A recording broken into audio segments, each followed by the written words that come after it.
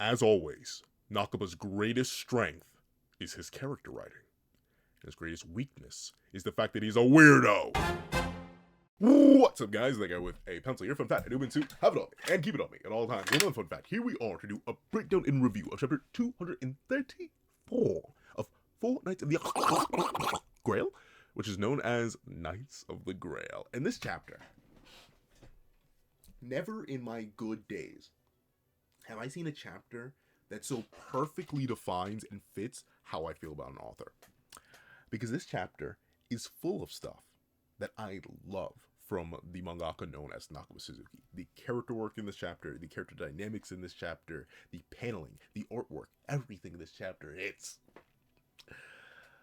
But then there are also just a bunch, like, not necessarily a bunch, two major things in this chapter where I'm like, but why did you have to be weird? Or just like, why do you have to be weird? And just the word why. Not even with a question mark. Just why in itself comes with a pre-built-in question mark. Why, period. There were two things in this chapter that get me like that. But, of course, we have a whole lot to talk about, so let's not waste any more time. We'll top right into chapter 234, Knights of the Grail. Fun fact, if you want the 30-minute live reaction, it was a chunky one, but it's because I'm behind and I want to make sure that I'm taking my time getting all the way caught up. The 30-minute live reaction is over on Patreon for those $1 a month. You can remember for those $3 a month to check out the 30-minute live reaction in this very chapter and all the other chapters we're going to catch up on and all future Four Knights reactions and all previous Four Knights reactions. So go check it out. But let's see. Chapter 234, Knights of the Grail. So we open up and we do get to see that Lancelot is currently standing off against this individual who actually did manage to cut him. Now, I've seen some hopium and some copium and some dopium, but regardless, I will address just the power scaling of it all in a second, because this is obviously a big meaty power scaling point. But a thing I do want to point out heavily here is that I can now confidently say this is the longest that Nakaba has committed to a bit in terms of specifically the power scaling of it all. You may be like, didn't you just say you're going to address the power scaling of it? Yes, I'm going to talk about like the actual power scaling implications of Galahad versus Lance in a second, but very specifically in this context, Lancelot taking damage is the longest that Nakaba Suzuki has committed to a bit for one of our major titular characters' appearance in the narrative when they're a consistent, relevant part of it, to them actually taking damage. Lance has been in the manga since chapter 2? Like, hold on. In fact, I'm about to do a thingamabob, bro. I'm about to do a thingamabob real quick. I believe he's legit been in the narrative since chapter dos. Let me see. Yes. Lance first appears in chapter 2 of Four Knights of the Apocalypse. The first time he's taken damage ever is in chapter 233. For reference, that is 231 chapters of Lancelot being an active character in the narrative with numerous combatant encounters, right? It's not like he's a character that just stands around and ore farms the entire time. No, he stands around, he ore farms the entire time, and he beasts on people. He's been in at least, what, 1, 2, 3, 4, like 5 off the top of my head. It's obviously his initial reveal. You can technically even argue, like, back in Anne's hometown, like that was another case where he technically did fight, we just didn't get to see it. He's been involved in a bunch of combat, and this is the first time Nakaba's allowed him to be damaged. And the reason that's so insane to me is think of literally every other major titular character in the Four Knights and Seven Deadly Sins duology. Most of them don't even make it to 20 chapters before they're physically damaged, right? We see Meliodas get damaged in the early series. Like, I believe first time he actually takes real serious damage or like any notable damage at all is against Gilthunder. I think. I may be misremembering that. We know Meliodas takes damage before like the end of even season 1, right? So nowhere near 231 chapters. For Diane, she gets damaged like relatively quick after her introduction. Bond's whole gimmick for a lot of the early series is him taking damage. King actually manages to scapegoat a lot of damage, but he will then get heavily damaged by the end of season 1. Not even by the end, like just I believe he gets damaged even throughout season 1. Then Merlin also technically gets to skate by or coast a whole lot, but she does lose interactions and she does technically take damage in the fact that she's literally shunted from her body and forced to live in Alden by truth. So ultimately, and she only appears at the end of season 1, right? Like she's barely there. And then Gother, while you wouldn't think he takes a lot of damage because of the type of character he is, he actually does take a decent chunk. He does take hits, and he literally gets pierced through the chest by Dreyfus towards the end of season 1. And Escanor gets damaged in his first major combat appearance. A lot of people do forget because, you know, the panel's so awful, but Galen did actually do a tick of damage to Escanor. It may have been like 0.5% HP, but still, Escanor did take damage as early as his first introduction to the narrative. Obviously, Tristan took damage. In fact, that's a lot of people still call him a fraud for how much damage he has taken so far.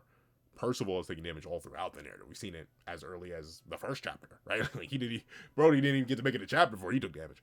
And Gawain also took damage relatively quickly after introduction. Lance is the only major character who has been a fundamental part of the narrative since its foundations to not have taken any damage until chapter 233. Now, is it major damage? No, but it's damage, and that is insane levels of commitment to the bit that I must give Nakabuzuki his respect for. And of course, I, before and still do, have genuine worries about Lancelot's implications on the narrative as being presumably the most powerful character in the verse right now. But, hey, the bit is now technically over.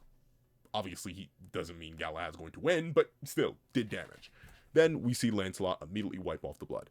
And naturally, Gawain, who was, hilarious little details of the chapter, Gawain, who was in her buffed up gargantuan giant form, literally out of sheer shock, disbelief, and terror at the aura loss goes, "No way! He actually managed to land a cut on Lancelot?" Which, unironically, yeah, like, and like I said, there's so many things with a glazed Naga before, but man, he's just a weirdo, he's dumb sometimes. Not sometimes, a lot. But I do like that characters in the narrative, and like, let me not just read Gawain's comment, let me read Tristan's comment afterwards. That should never even happen! Exactly. I do love that characters in the narrative, and I didn't take too much of a community consensus because I didn't want to actually spoil myself because I am behind. So I'm literally recording live reaction, then review. Live reaction, then review. So, 234.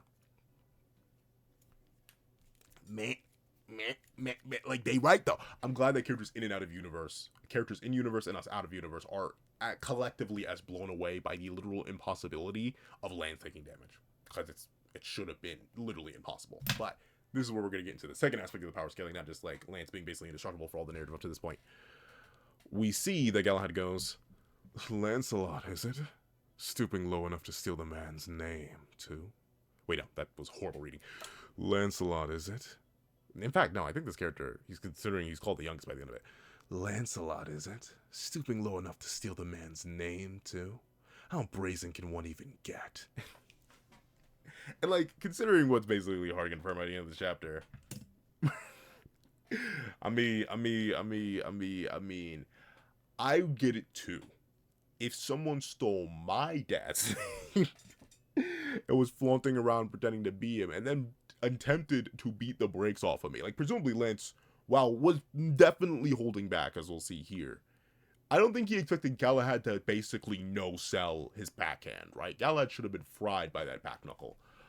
But we see Lance go, "Say that one more time," and begin to flex his magic. And then suddenly, Galahad and the others immediately begin to shake in terror and fear and horror. But in that case, I've seen some defense for Lancelot taking damage here, because me and many others have just been like, Galahad damaged Lancelot. He is now the second strongest character in the verse, unironically. It's just like that for real. It's just a Carfax. I'm sorry, you damaged Lance, you're now top 2. I do think that is true, mainly because in Seven Deadly Sins, unless you have explicit transformations, right? Like, Mel has base, then he has demon mark, then he has assault mode, then he had true magic. Keyword is had. Doesn't even have it anymore. I know a lot of people were hoping that Meliodas would regenerate true magic. Clearly, I think if he had it, he would have used it against Gath. He doesn't have it. It's just, his peak is assault mode. But in that case, Meliodas can, in fact, lose durability by going back to base. It's the same thing for all demons with their demon mark versus not demon mark. Demon mark is a transformation, even if it is simple. Same thing for Tristan and Tristan. Tristan can actively lower his durability. Mel can actively lower his durability. Arguably the Goddess Clan and definitely the Demon Clan can actively lower their durability. I'm not exactly sure Lance can lower his durability stat. I do believe Lance can hold back, right? Like, Lance can choose to punch this hard or this hard, but I don't think he can, like, lower his dura stat. We even see, like, characters do just have really high, if not generally the same dura, whether they're on guard or not. You still need to actually be able to damage the character or scale well to them at least a little bit to harm them if you could, even when they are off guard. We see this all the way back in the Second Holy War arc when Derriere, after losing Mon Speed to Estarossa, lands in, is clearly shell-shocked, completely disconnected from the entire battle, and then a super giga bloodlusted, magically amped, what was bro's name? He was literally the main villain of Bridge of Edinburgh. Death Pierce. We literally see a bloodlusted goddess hand Death Pierce run up, sword in hand, swing, and it breaks against Derriere's neck. Like, ultimately, if the gap is just so unbelievably big, even when you're not paying attention and your guard is down, as clearly Derriere was not engaging with Death Pierce at all, your stats are still that high. So, yeah, I think Galahad no-selling an attack, literally taking no damage from Lance, and then, in exchange, actually cutting Lance, yeah, I think he's just number 2 in the verse. Like, I've seen people try to huff copium against it, try to push the idea, like, no, Lance's durability was lowered, and, like, I was actually half cool with the idea that Hands of Magic was still active on him, but I don't have that much faith in Nakba for him to remember that plot point. I don't. I genuinely don't. And obviously, Anne's also just gone to sleep, right? Like she does. I believe it's confirmed, and I'd have to double check that. I need to do a whole reread of Four Knights. But like when Anne goes to sleep, her magic goes to sleep. The only reason that is debatable, in fact, no, I think it's in fact opposite of confirmed. The whole reason that I was actually willing to entertain maybe the idea that he's still weighed down, but I don't think this would really affect his durability. It would maybe just affect like his attack speed. Is very specifically, we do know that a whole day passed during the Benwick arc. It's not like Lance went there for just like 2 seconds. He was there for a whole day. Anne has not been awake since the point she applied her magic to him to now, right? So presumably Lance may still be under the impacts of her magic. Maybe. But even still, that shouldn't lower his Durastat. Galahad damaging Lance and taking no damage from Lance is still number 2 in the verse territory. He still absolutely violates a majority of the Buu Saga. I hate to do this to you. Manga Buu Saga specifically. He may annihilate the entire Manga Buu Saga. Anime Buu Saga, let's not go there. But regardless, we see Lance essentially be like, whoa, wait, who you call? He gets a little bit nettled that they're trying to say he's false repping, false claiming, and understandably so, right? Like, I don't know how I would react if someone came up to me and be like, yeah, you're not Pencil. I'd be like,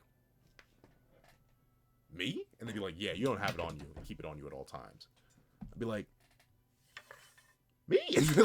like I also would get quite nettled and be like, who you think you're talking to, twin? I do completely understand Lance's completely justified and normal reaction. Like, say that one more time. Like genuinely, hold on a second. If you're gonna try to fry me like this, put him up. And immediately that sends shivers down all the spines of the Knights of the Grail. Except oh wait, no, both of them are here. Every single one of the Knights shudders, from Galahad to unnamed, and unnamed. They all are horrified by Lance's sheer aura. And we see as Lance begins literally aura flexing, not aura farming. He's farmed enough aura to like feed 1,000 lifetimes. We see Percy go, ah! And then, of course, Gawain, Tristan, Galahad, presumably even Lance all look like, Lance is in the middle of aura farming right now. Why are we laughing? And Percy goes, whoa, this got so exciting all out of nowhere. It's like my whole world is spinning. And naturally, Gawain is like, we are in the middle of a live combat scenario. And it's not even a scenario because it's actually real life or death combat. Whoa, what's up? And Percy goes, what's up? This is, and he clunks against the ground. And like, shout out to that self-healing and life spirit and superhuman biology, bro, because have you ever just fallen and not been able to get up? Okay, to be fair, I've been able to get up, but still, it does hurt, no matter what. And Percy just straight hard clunks against the ground. Notably, he doesn't let go of his treasure, though, which initially had me believing this was a fake out of some sort, but now Percy's actually genuinely lost in the sauce, which I'll talk about a bit later, because I do think that's also, like, a weird thing. It's like a 2.5 thing to, like, the weird thing and the Y thing from earlier. But, with it being the case, you see Percy clung against the ground, and Galahad is still looking over at Percy like, what's happening? And Lance goes, Good timing there, Percy. And suddenly, as Galahad turns, Lance is just gone. Now, I'm not sure if he literally zero signed it while everyone wasn't looking, which is entirely possible, or if he just straight transformed and flew out of there. Either one is viable, considering what he does. But to be fair, I think he is actually still in the area and possibly just zero signing, as after Galahad turns to look where Lance was and Lance is gone, Lance says, "Grab Percy for me. We're getting out of here." And both Gawain and Tristan immediately lock in Twinskies. And we see that the woman with Anne's fighting style, at least I assume it's the woman with Anne's fighting style, lunges in and going to stab her father? Question mark? Exclamation point? Syntax error? But regardless, we see they go in for the stab. They do yam their blade directly into the ground. But that's it. They just yam it directly into the ground and not into Percy's spine. Though, obviously, it's very funny to think that even if she had succeeded in this, that wouldn't have killed Percy. Like, oh no, you're gonna stab him in the heart? Shame that his summoner, already tried that. Did not work. He will legit self-res. He'll be fine. But with it being the case, we see that Gawain actually teleported Percy out of the way of the attack without physically interacting with him. It's time to do 4 knights versus the Akatsuki and let Lance solo, but Gawain BFR somebody. But with it being the case, we see that Gawain teleports Percy out. Tristan pops wings. Gawain stays in small form and essentially decides to dip out of here. And she says, "Shake them off! Full power!" And Tristan goes, "Roger!" putting away his blade and lunging off. Now, I still will hold this one genuine complaint. I'll go into a little bit more. But Tristan, Gawain, where are your sacred treasures?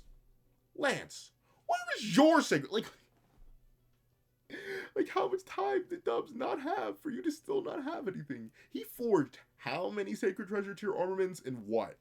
3 days during the Onfwin Festival? And even then, I think he did most of it, by day 1 or day 2. Was it day 3.5 when they just decided to immediately go to Kemmont and abandon Leonis? Like, why do you guys not have sacred treasures, but Percy does? He's legit the only one of our titular cast to have a weapon that actually viably affects and suits him. And you'd be like, oh, well, Gawain has Lita. That does not matter. Is a broken piece of a Starlight Axe does not do this. But with it being the case, we see Percy and Gawain absolutely dip out of there while Gawain maintains her grip on Percy, and they're gone. It's very funny, though. Like, to silly power scaling stuff. Tristan. I don't know who you think you're fooling.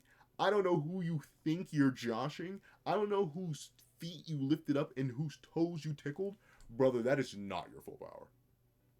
You would, in fact, we know for an actual factual it's not your full power. You have 3 minutes in Demon Mark, bro. That was before your training with Yo Daddy.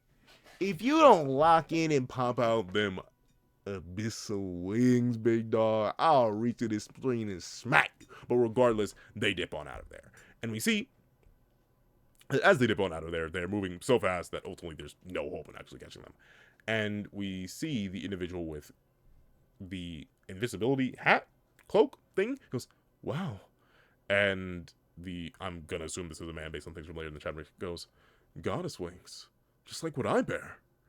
And we see that the mass sorceress, I'm thinking, says, I could pursue them still, if barely.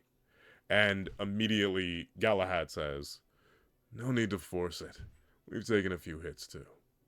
The next time we meet, we will carry out our mission. And that is intriguing. Naturally, the thing, like, I'm in the camp, and I'm guessing it's probably confirmed at 235, 236. It's gonna be. But regardless, these are the kids, right? Like these are the kids of the Four Knights. Interesting that they don't recognize their parents at all. I mean, like, that just genuinely implies that all the parents still have a lot of growing to do, or will, like, end up drastically differently looking than they did at 18. And, like, unless something horrific happens to me, I've looked the same since, like, 16. I've been hard, like, there are definitely fluctuations. Like, I have facial hair now. And maybe that's it. Maybe, like, they all grew beards. And that's why they couldn't recognize, but, like, everything else lines up, and you don't think, or at least I'm assuming these gotta be their parents, especially with what reveal we get at the end of the chapter with a certain character's eyes. But with it being the case, the Knights of the Holy Grail essentially let our 4 Knights cast go away. Because they're gonna just fight them again, which makes absolute sense. But with it being the case, we see in the mystical magical void of Kemmont, deep in its depths, right next to crystals that appear to be like crystals from the realm of the dead. I mean, they're probably just diamonds or like whatever crystal could be, but I don't know. That's what this gives you flashbacks to. We see that instead of going inside the very normal looking house that is immediately upside down, they go onto the plateau itself. And we see Gawain, after not necessarily laying Percy down, holding Percy up, goes, okay, we lost them. And naturally, Gawain absolutely bamboozled. Like, her parlay finally just failed her. I was like, but how's Lancelot? And Tristan says something so fundamentally silly, so fundamentally goofy, that Tristan, you cannot in the same breath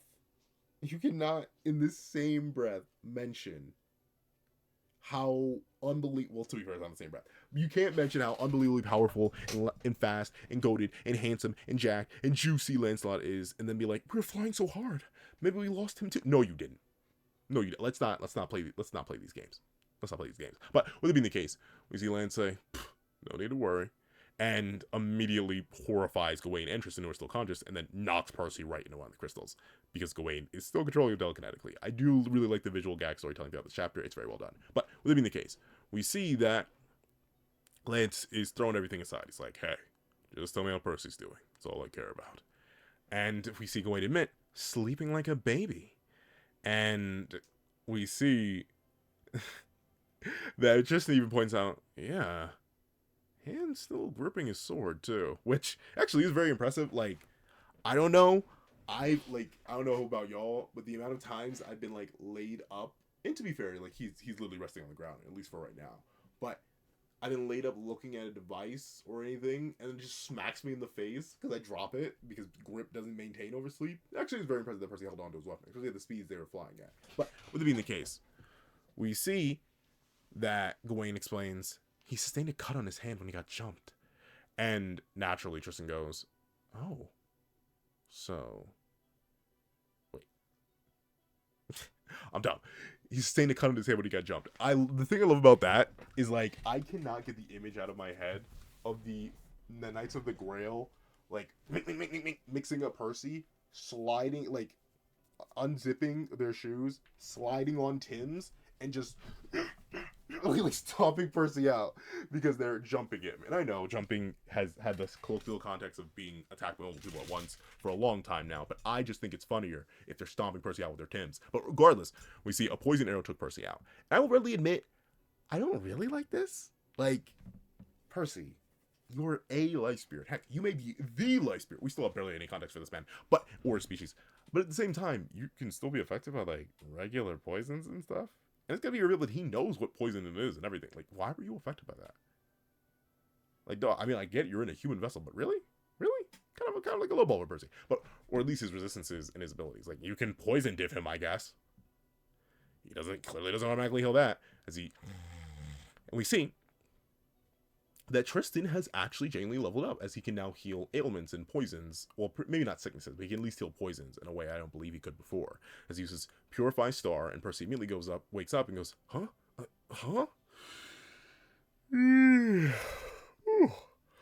What a nice nap. Yeah, hey. What were we doing? And we see that Tristan goes, yes, let me heal you too, Lancelot. And Lance, for some reason, refuses the healing. I don't know. Maybe he's, like, worried about Tristan healing from the Lady of the Lake inside him, I guess. I have no clue. But he says no. Nah, a little spit ought to be enough. Which, I mean, like, probably. But even still, why would you... Why? But we see that... the reason I say why, though, is because Tristan is literally, like, free healthcare of joy, happiness, and graciousness. Like that's literally what he is. But... with it being the case, we see that Gawain naturally asked the question that's been on everybody's minds. Who were those guys? They didn't seem like authors? Lord. They didn't seem like Arthur's Holy Knights to me. And we see Tristan, Percival, and Lance all lock in a little bit as they realize, oh yeah. Yeah, we don't actually know who we just, like, stalemated with and ran from. Let's see. But we see Gawain ask, the Knights of the Holy Grail? What was that name? I've never heard of them. Which does make, like, it's weird. I do genuinely wonder, and anyone who knows Arthurian legend better than me, feel free to correct me on this. I'm literally going off of videos I saw a while ago. I don't have much, if any, context for the legend itself. But I'm pretty sure Lance was technically on the quest for the Grail. So was Percival. I know, like, the Fisher King has to deal with Percival specifically, I believe. Like, there are major characters. Obviously, Gawain is another major character. Tristan. Like ultimately, I'm pretty sure all of them were on the quest for the Holy Grail. It's very interesting that that's split up to these 5 designated people very far into the future. At least that's what I assume these guys are from. But with that being the case, like, probably on some Fire Emblem Awakening bad timeline type beat. Like, if there's any direction Nakaba's going, it's probably going to be in that direction. But with that being the case, we see that Tristan says, a set of why can't I read? A set of assassins, perhaps, taking the 4 evils' place? And we see Gawain go, well, not just any set. They actually managed to hurt this monster right here. Which, like, don't get me wrong, Lance is very annoyed, like, hey, don't call me that. Is hilarious, but also, Lance being literally indestructible is a major part of his character, and, like, not necessarily his struggles, but his very existence. And now he is at least damageable a little bit. But see, this is what happens when you record when a little bit EP, bro. I had a complete thought. That's just gone. But with it being the case, we see that Percival says, I wonder why they were talking about making the deformed right. They called us fake, too. What did it all mean? And Tristan goes, were there 4... Wait, why can't I read? Were there 4 other Knights of the Apocalypse? And Gawain goes, we would have heard about it a long time ago, you know? Which, technically you did. Like, I'm guessing, right? These are the strange knights that was mentioned in fact, let me just go back and pull up, because, like, and to be fair, they already mentioned it last chapter, right? How they're basically walking down Prophecy Central. But let me see, I believe it was around here. Nah, a little bit further. Not 205. Not 205. All right, should be okay. Not 20. Nope. Is 207? Yeah, 207 Homecoming. So let me see. There we go. This prophecy right here. Technically, they did know that they'd run into something, as Bartra's vision came as the 4 calamities journey through the land of chaos. At a gloomy precipice, they will cross swords with a fated group of knights hailing from a faraway realm. Now, that is very intriguing, from a faraway realm. I mentioned Fire Emblem Awakening, and to give a massive spoiler for what is now crazy to think, what, a 13? Is it 13? They come out in 2013? Maybe like a 13, 14-year-old game, but massive spoilers. Lucina, the character from Smash, Crom's kid from the future. Because in the future, things went bad. Good person sent good people back in time to help prevent things from going bad in the future, which, like, caused split timeline stuff, but regardless, all that being said, I'm assuming it's probably going to be something similar here, considering the nature of these children. And notably enough, the thing that reminds me, or has me thinking about this a whole lot, is specifically the deep realms from Fire Emblem Fates, not even Awakening, where, like, the parents of the kids that you married would just be thrown into some random deep realm until they were adulthood and ready to fight. So, like, maybe that's what happened here, but I still highly doubt. Something tells me there's some weird timey-wimey stuff going on, considering just the nature of Kath and Chaos being able to mess with time and the appearance of these future characters. But with it being the case, we see Lance say something very, very interesting. What do you two think? No, I'm kidding. But we see that Lance goes, they had their faces, but even I was a bit unnerved by them. Did we meet at some point? Maybe? Which is very interesting. I always did wonder, and I still do, like, if I did have a sixth sense, and I could actively use it probably because I have the power system, how would I feel? Like what would be my reaction to my own energy coursing through my own body, right? Like, obviously, if someone were to throw one of my own attacks back at me, it'd probably hurt. But I'm talking, like, straight, what would I feel like? Like, I know what my hand and a majority of my body looks like because I have functioning eyes. I know what my body smells like because I have a functioning nose. I know what my body... feels weird saying I know what my body tastes like, but... yeah. I do know. I can perceive myself with all my regular senses. So, like, a sixth sense, would it feel familiar? Off?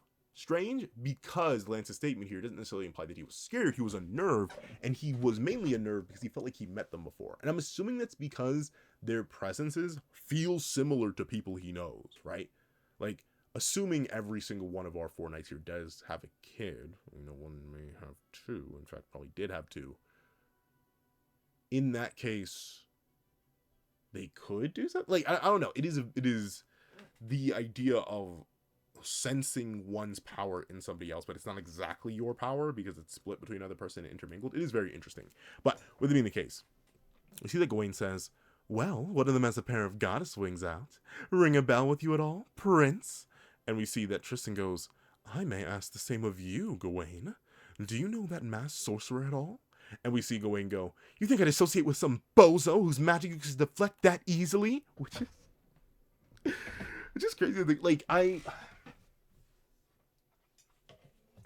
do love the Onfin arc. It's one of my favorite arcs in the series for how much we get in it, character-wise, interaction-wise, like, we get a whole lot in the Onfin arc. But man, I would have loved to see Gawain versus Tristan. Or even Tantris. I won't forget you, Tantris. You're a cool guy. But, like, legit, I would have loved to see that fight. Because these two do have a dynamic. And usually, Tristan will kowtow. He will go into kowtow later on in this very chapter. But I love seeing the dynamic between these two. I love seeing how active it gets. And I love seeing... And I do love seeing the dynamics between the cast get fleshed out more and more and more and reinforcing it later upon. But with it being the case...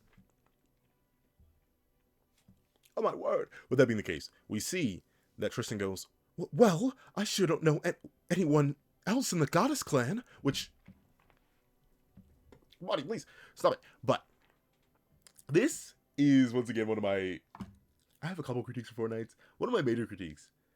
This doesn't make any sense. Tristan, what do you mean you don't know anyone else in the Goddess clan?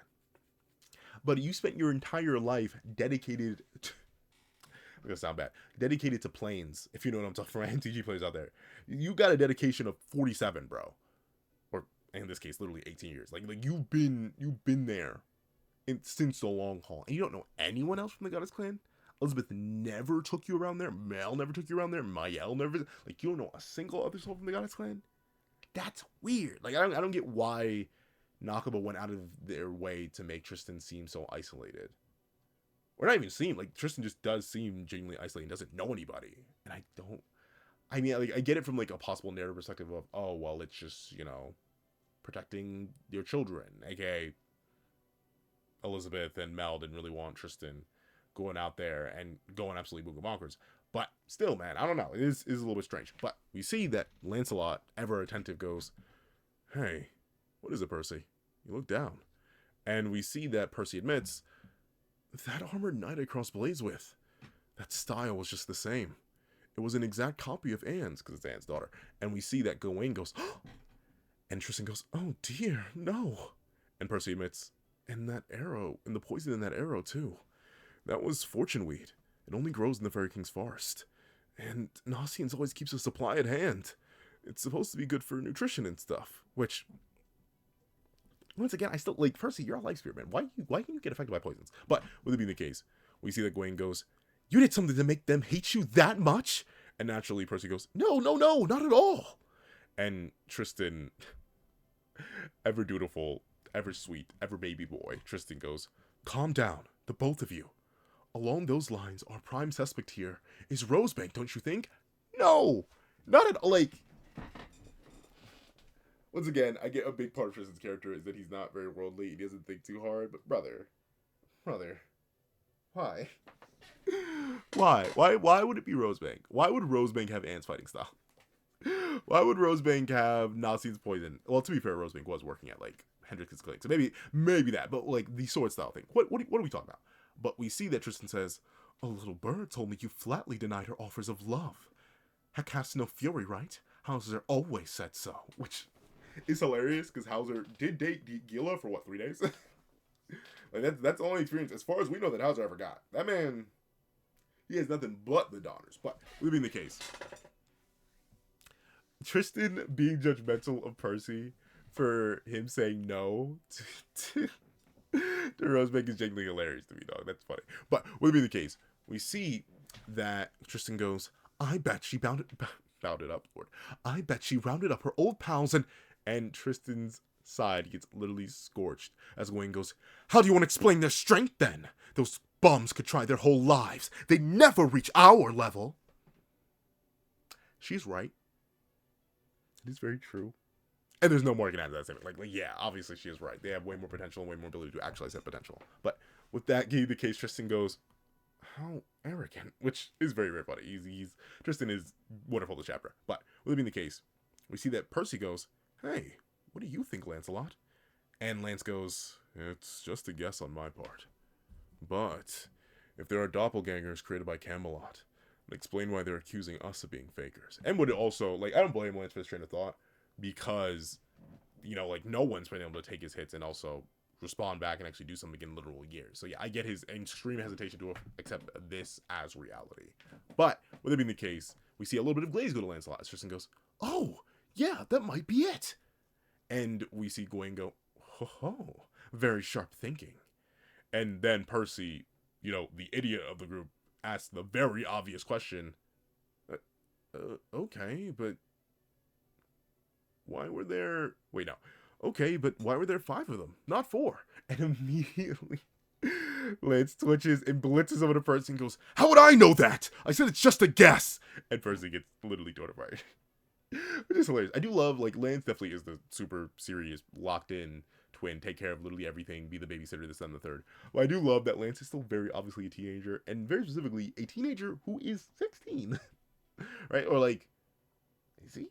Now, like, 15 in a couple months from his own perspective, basically having to parent this entire group. I do love that we get to see the kiddier side of Lancelot come out when he's with his friends. But with it being the case, we see that Lance says, but hey, maybe you hit the nail on the head, huh? Maybe those two were so starved of your attention, they gave them to vent their rage out on you at the same time. Which is a very interesting idea from Lance. Like, buddy. Really? I mean, do what you gotta do, Lance. Do what you gotta do. But we see that Percy goes, wait, but I get along great with Anne and Nosians. And both of them at the same time, too. Oh, and plus, I think we're gonna see new life spirits inside those two. Oh, that hurt. And naturally, Lance, Gawain, and Tristan all go, if 1 + 1 = 2, 2 + 2 = 4. Did you get 2 women pregnant? As they go, huh? And Percy says, I mean it. I'm a life spirit, you know? So, I do know. I think it'll be clear once we get back. You're a life spirit. And, you left your unborn wives? ? Baby mamas, I suppose. You left your baby mamas, and their best guard was Aura Farman. Ballin was around, didn't do all too much. Was just standing there, Aura Farman.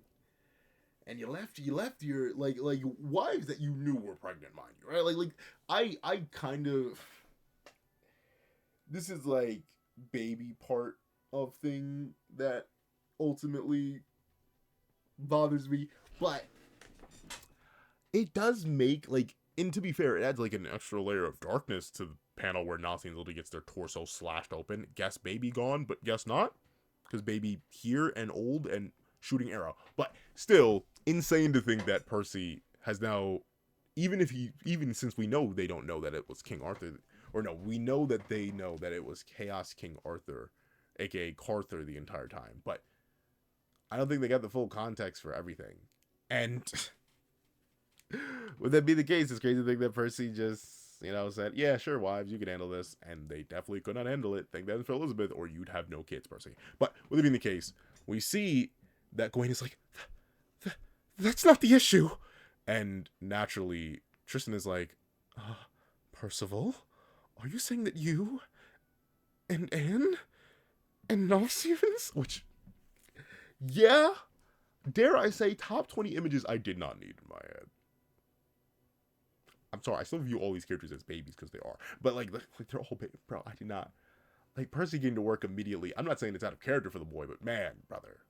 Could have waited a little bit, but with it being the case, we see Percy goes, yeah, it looks like I might be a dad 2 times over next year. Anne went from, I don't think I like you anymore, Percy, because you're trying to explicitly share me with another woman, to, yeah, sure, I'll get pregnant before the biggest battle of my life.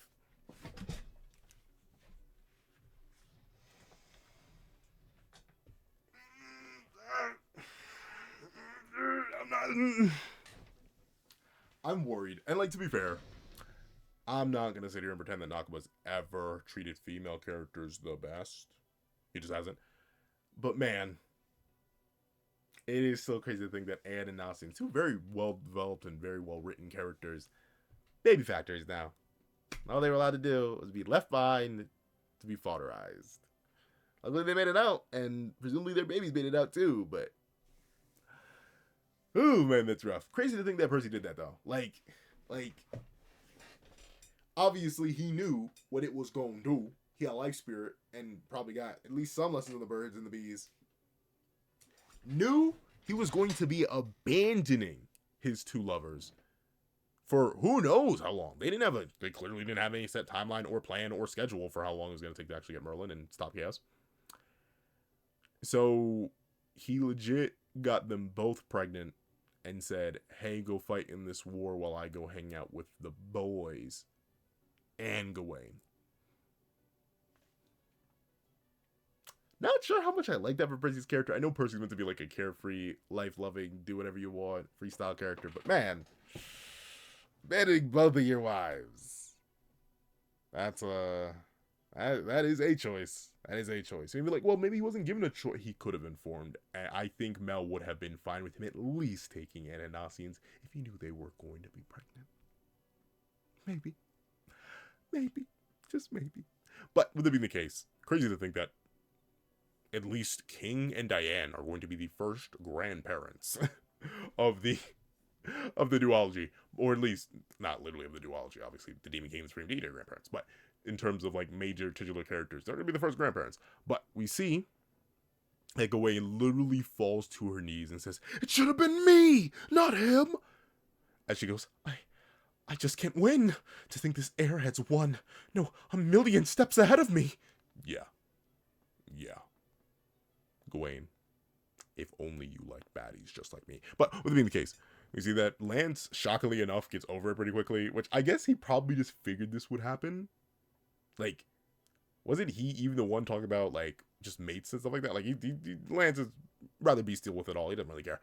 And as he goes, makes sense, I guess. You work fast, huh? And Tristan naturally goes, life spirit is... Right, all right. Boy, oh boy. And Percy says, wait, but don't tell them yet, all right? Even worse? Like, I don't know. Like, and once again, big disclaimer, golden letters, man speaking. Dog, I would want my wife. If I knew, why would I not want my wife to know? Wives, like, I don't think I do wives thing. But, like, why wouldn't I want my wife to know that she's, like, especially before sending her to a battle to her dad? Like, why would you do that? Like, Percy, why would you do that? And you don't want them to tell, so you told them before you told them? What's wrong with you, Percy? But we see that Gawain actually goes, so I guess it's your turn next, huh, Tristan? Which is hilarious, because he is actually technically the only one who's actually in a committed relationship. Both Lance and Gawain are very vague right now. But we see that Tristan goes, I have no plans for that. At least not yet. I have no plans for that. Though I do want to pipe down my tall baddie. But we're not even married. I have to finish this mission first. And I want to respect Isolde's wishes too. Which... Isol gonna break your pelvis, Tristan. You may need to go deep, Mark. But we see that Tristan immediately passes it off and goes, what about you, Lancelot? And Lance says, don't throw it to me. And we see that Gawain picks a very hilarious comment, because I guess she's really out of touch. And she goes, like, this social misfit could woo anyone. And naturally, Lance is like, misfit? I pulled 10 times as you without even trying. And we see that Tristan literally goes, I bet you could, though. You're quite popular with the ladies. Which, yeah, not surprising. And we see Lance say, come on. She's 4 years younger than me. And, like, this is weird thing number one that I'm just like, the thing that like really just soured. Well, to be fair, I'll admit, weird thing number one is Percy getting both of his wives pregnant and then sending them not to die, but like to commit to battle. I'm sorry, call it wrong of me, man. I'm not even married right now. But the second I find out my wife is pregnant, or even like I don't think. Once again, I always say this. I don't think I'm a father yet. But even if I found out someone I had relations with was like, I don't want you doing anything. I'm worried for you and the baby. like, generally, I'm already paranoid enough as it is. I could not imagine sending them off like that. And I would say I'm not like Percy levels of carefree and like life loving, but like darn, I'd be way more worried than Percy ever was. So that's like weird thing number one. I'm like, that's kind of but that's once again more so like backwards character implications that just feels weird for the characters involved. Also, just like does weird stuff for Anne specifically as a character. Nalcine's not so much. Nalcine's has always been, I don't want to use the word submissive, but yeah, they've always been relatively submissive to Percy. Meanwhile, Anne at least had a little bit of backbone, but nope, just got pregnant and then went to go fight, not knowing she was pregnant. But this is the second thing. So you know it was weird, Nagaba. You're having your character in universe acknowledge that it's weird that Guinevere is 4 years younger than Lance. So you knew that you were being weird for no reason, and instead of just making her the same age as everybody else, which I'm pretty sure, like I don't know, but I'm pretty sure it's not in an integral part of Arthurian mythology that Nagaba was also faithful to, that Guinevere needed to be significantly younger than Lancelot. I don't think it's a thing. I think Nagaba's just weird. And he's trying to gaslight me by having Lance like, yeah, it's weird, she's 4 years younger than me. Galahad exists, bro. Like it's too late. You've made it weird for no reason, and now we need to pay for it. But with it being the case, we see Tristan go, huh? What was that? Which is hilarious, because as Lance goes, never mind. It is true that none of them actually know about Galahad. Or not Galahad. None of them know about Guinevere. Lance told nobody. He had that one hallucination that one night, never talked to anybody about it. And he's the only titular character to even interact with Guinevere. Mel never met him. Never met her. None of the Sins ever met Guinevere. Only Lance did. Oh, well, no, Bond recently just met her. But, like, I'm talking, like, before all that. Like, and Bond barely has any context for the woman, gosh darn. So, like, legitimately, not even the woman, the child. So, yeah. Yeah, just weird for no reason. But still, it's funny to see Tristan be like, wait, what you talking about? And, Lance, you're one of them, are you? And we see that Percy goes, hey, but what about you, Gawain? And Gawain and Nagaba go on to disappoint me as she goes, I need to find a suitable partner first. Like maybe a man as strong and muscly as Balin. Not saying that I'm okay with Balin. Hi, I love Balin. There's no reason Balin couldn't have been a tall, thick, muscular baddie. No reason at all. No reason. Like, could have just been a baddie. And you know, to be fair, Balin is already a baddie. Could have been a tall, thick, muscular, overpowered woman. And Gawain could have just liked women. Shock horror. I still don't like. I haven't made a video on it like I've been planning to, but also I've just been really, really behind. But yeah, I still am not happy with the whole, oh, yeah, liking someone of your same, I can't even say the words, I'm scared. Liking someone of your same identity is now spontaneously a curse placed upon you by your mother, Gawain, instead of just how you naturally are. So now, yes, you fall for first big strapping man. Still don't like it. Gonna have to make a video about it because as much I still don't like it. But with it being the case, we see Percy go, or Tristan go, you're blushing. Yeah, your face is all red. Yeah, your face is all red. And Lance goes, look, can we just set up camp? And speaking of setting up camp, we do see the Knights of the Grail setting up camp in this craggly place with rock faces. As a person goes, not a soul for miles, huh? And we see, I think, a woman take their helmet off and go, this way, we'll spot them if they move even an inch. And naturally, the person who was mostly camouflaged goes, you think they're still in this crazy world? And we see this presumable woman say, King Arthur said they'd be here a while. They have a mission, apparently. And naturally, I'm assuming this person here says, oh, wait, actually, no, it's probably this individual hero, who I think is a man, goes, what's next for us, then? And the individual goes, why are you asking me? And the person with the goddess wing goes, well, why not? You're the youngest among us, but clearly the most talented. You know? Galahad. And we see Galahad with a distinctive Bond. Yo. Bond's mama, genuine super genes, bro. Like, that is insane. The same eyes. Bond has them. Bond's mother had them. Bond's sister had them, I'm pretty sure. Obviously, Lance has them. And now Galahad. Like, it's just, like, these are the future kids of the Four Knights. I'm going to, just because of how long this review has already ran, I'm going to hold off how I feel about introducing the future kids of the Four Knights when we've barely even gotten much of the Four Knights as the Four Knights. And, like, just the general weird state of the narrative. You know, my thoughts videos coming out on that just because of how weird it is. I'm not sure if the next 2 chapters I'm still behind on are going to do anything, like, super clarify where we are plot-wise, but yeah, it's a lot. So, I'm still going to give it a W chapter. It does have weird implications for Percy's character. It makes him seem a whole lot more negligent for, like, the loves of his lives and the mothers of his children. I really don't like that. I still don't like the whole Knockwood just being weird. Like, Guinevere, there's no reason, right? And to be fair, I will give the community credit. I have never seen anyone really defend Guinevere being, like, a child relative to our main cast. Like, no one knows why. Everyone disagrees Knock was weird, which I'm glad, but still doesn't change the fact that Knock was weird. And then still not happy about the Gawain just not being allowed to be into women. And we're not gonna be mad about that, especially the way it was handled. You could have just made her bi. Like here, I guess that's how the thinking comes. You could have just made her bi. Bi people exist too. If you don't want to be a lesbian, you could have made her bi. What's the problem? But that aside, like I said, at the start, this chapter is full of stuff I love. It's full of amazing artwork. It's full of amazing character writing. Full of amazing character dynamics.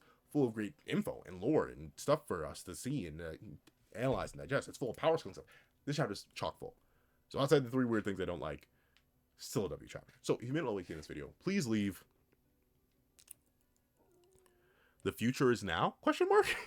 The future is now ? In the comment section down below. I want to thank you so much for watching. Please remember to leave a like, share, comment, and subscribe. Make sure that legal notification bell so you don't miss out on any videos that come to the channel. Also you can have a page down below. You support me for as low as $1 a month. Things like exclusive videos, early content, and more. Also now become a member of the channel for as low as $3 a month to get the same perks and more. Those perks include the live reactions, you have the series I have to review, ad reactions of all my videos, early ad free access to all my videos, early ad free access not just on my videos on the main channel, but on the second channel that go through the link in the description down below, in the card in the upper right hand corner. So on top of that, I do have a link to my Ko-Fi down below. Where you drop 5 minutes for a short video, 20 minutes long video, or any music, all any support is always greatly appreciated.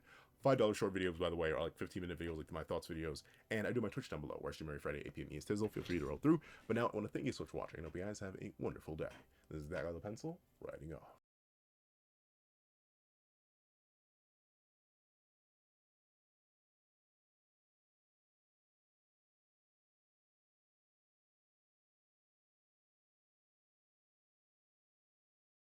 I'd like to give a thank you to our sketch tier members: Eternal Flame, Riddle 4765, Astro, Glacier XZ, Zera, J2MA, Buddha Uda, Yuki Ally, Grim, Ollie, The Boy, Corey Watson, Damon Brown, Tim Thomas, Kaving, OrXN, Dead Mean, Keon Stewart, Edwin Idwinoba, Straw, Antavius Mitchell, Superflame Zero, Weary Exile, Alex Kenny, Todd, The Practical One, Landon Clapwick, Heath Nelson, CAET, Plan Crone, Brandon Payne, Black Sage, Multi-Batman Superman, Zalims, Joe Bean, Sleepin' John, The Young Family Pastel Pandora, Mosity King DKG, Ecolati Babatunde, Union Eye, Funny Dude, Athenzi Shear, Sino King, Sheesh King, CCC, Enzo, Kitty Liddy, Axis XC, RTM, Gangatron, Praise the Sun, Striker Man, Magic, Anzreen Bonnet, Scion, John Malcolm, Black Doctor Strange, and Donovan McIntosh. And then I'd like to give a thank you to our line art tier patrons: Dread Zoan, Kevin Encarnaus, Midnight Lord 21, and Sean. Then I'd like to give a thank you to our Ink tier members: Shrimp the Fourth Shrimp 06. Then let's give a thank you to our digital art tier members, J Warrior and AZ Void. Let's give a final thank you to our colored art tier patrons, Walkie Munoz and Walkie Munoz.